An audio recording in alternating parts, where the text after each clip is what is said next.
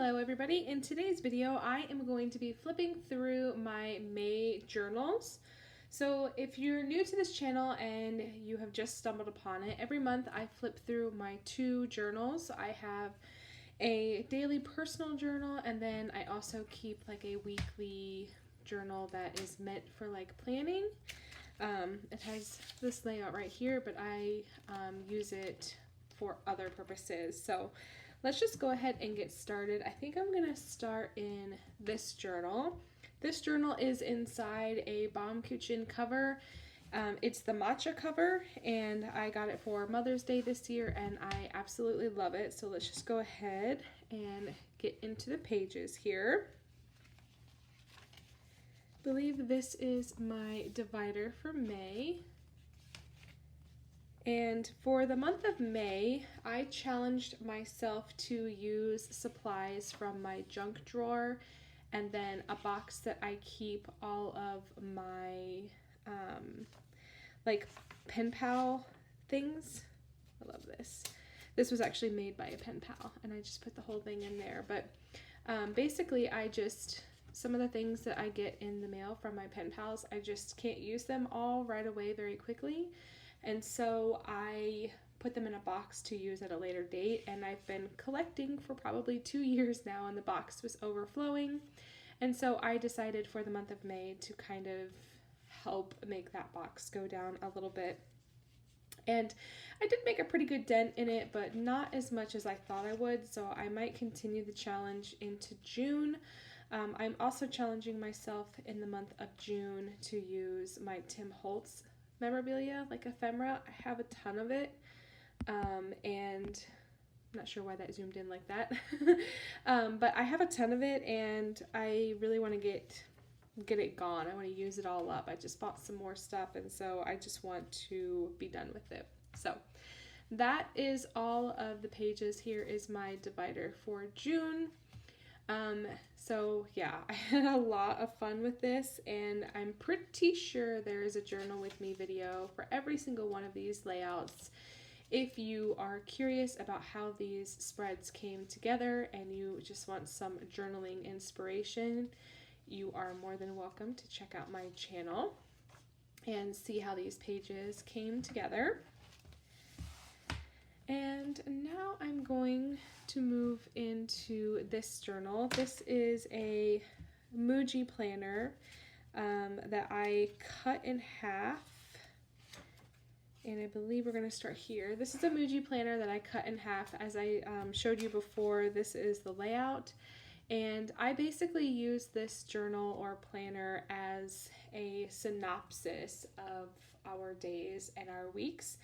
And then I put the ephemera that I use in this is things that I get in the mail. Like if I get something pretty in the mail and I want to use the stamps or stickers or anything like that, I usually put it in this planner or journal right away.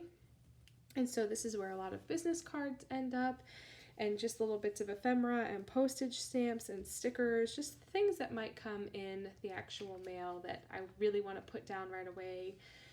And not really store. So that is pretty much how everything happens in here.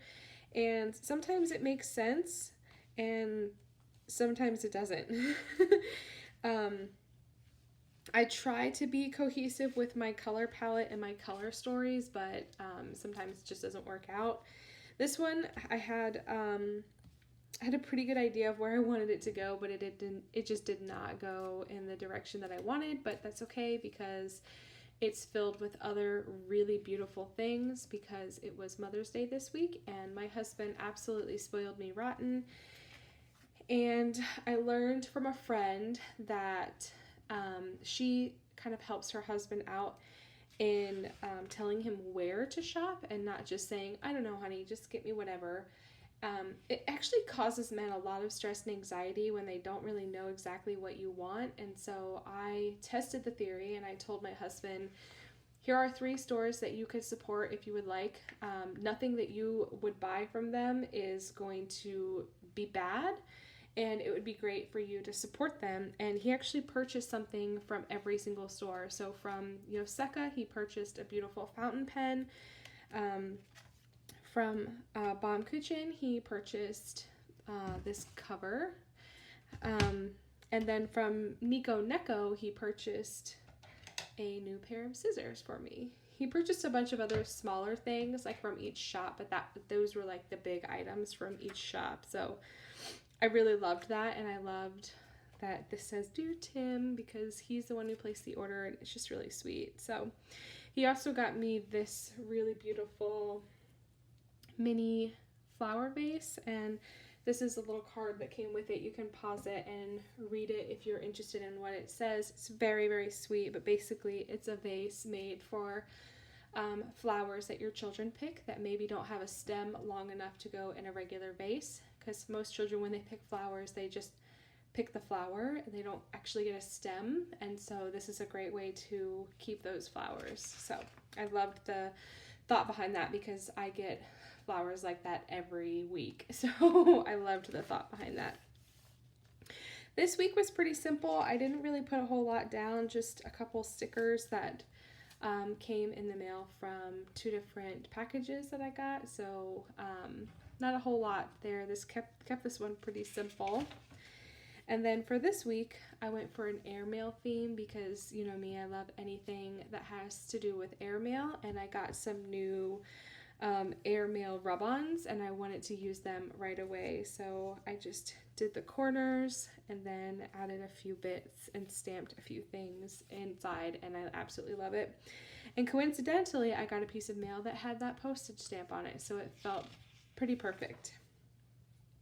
This is the last week in May, and I found some old rub-ons as I was going through my office and cleaning things and reorganizing, and I was pretty certain that these weren't going to work. So in the off chance that it did work, I kind of was like, maybe I'll make it look like they're just like in a pile on the paper, because like the chances of me getting these like 5-year-old rub-ons to work are slim to none, and I don't know how it happened, but they all worked perfectly.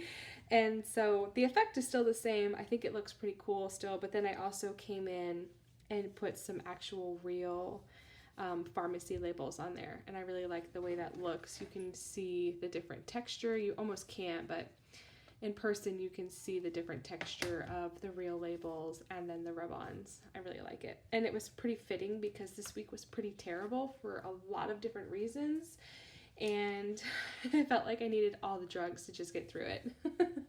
Totally kidding, but yeah. So yeah, I'm super excited about these journals still. As I shared in this one, I have already started my June pages, and I'm challenging myself to use some Tim Holtz stuff. I've already got a pile over here collecting. I thought I had more, but honestly I think I just probably threw it away at some point, but I've got some bits of ephemera and some tags. And this I just got in not too long ago, but it is a little book of tickets in all different sizes and colors that I don't have to feel guilty about using. So I'm super excited about that. And then there's also this little notebook that's got like grid paper inside that I can tear and not feel guilty about using like my actual vintage graph and ledger paper. This came as a set, and it's meant to be like a travel folio, but I'm just using it to kind of hold everything right now. And then I also have some stickers that I think would be fun to use, and along with a bunch of other like things that I might come into contact with using my junk drawer as well, but I'm gonna try to stick with this theme and see if I can't use up more of my stash. So I thought about it, that I wanted to challenge myself to use a lot of my stamps in the month of June, but this paper is just not great, so I started doing some stamping here so that I could test my inks, and I just don't think if I tried to do a bunch of stamping in the month of June, it would just bleed through or ghost, and I just don't like the way that looks. So I'm gonna try again another time, maybe that's not in like a notebook that's got such thin paper. So with that, I'm going to leave it here. I really appreciate you hanging out with me for the last 10 minutes. If you have any questions, as always, please feel free to leave them down below. If you are not subscribed, I would encourage you to subscribe so that you don't miss any future videos. And if you enjoyed this video, make sure you hit that like button so that I know that you liked it and that YouTube knows that you like it, and they can suggest more videos for you to watch by creators in our community, and we can support one another. So with that, I'm going to leave it there. Thank you so much for hanging out with me, and I'll catch you later. Thanks. Bye.